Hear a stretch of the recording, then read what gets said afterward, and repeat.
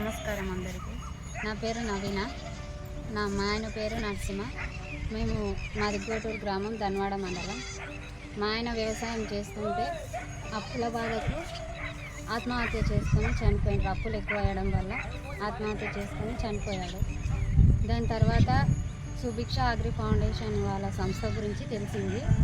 ప్రతి నెల నారాయణపేటకు మీటింగ్కి వెళ్ళే వాళ్ళము. మీటింగ్లో సార్ వాళ్ళందరూ వ్యవసాయం ఎలా చేయాలి, ఎలా నేర్చుకొని ఎలా చేయాలని తెలియజేశారు. అప్పుల వల్ల మా ఆయన చనిపోయిన తర్వాత మా బాబు చనిపోయినప్పుడు 11 నెలలు ఉండే.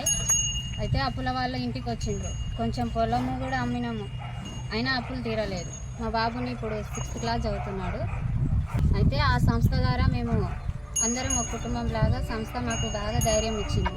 ఎలా బతకాలి, ఎలా ఒంటరి మహిళ ఎలా జీవించాలనేది ధైర్యం ఇచ్చింది. దాంతో ఆ సుభిక్ష అగ్రి ఫౌండేషన్ వాళ్ళు బర్రెని ఇచ్చారు. మాకు చాలా లాభం ఉంది. మా బాబు కూడా చదువుకుంటున్నాడు ఇప్పుడు 6th క్లాస్.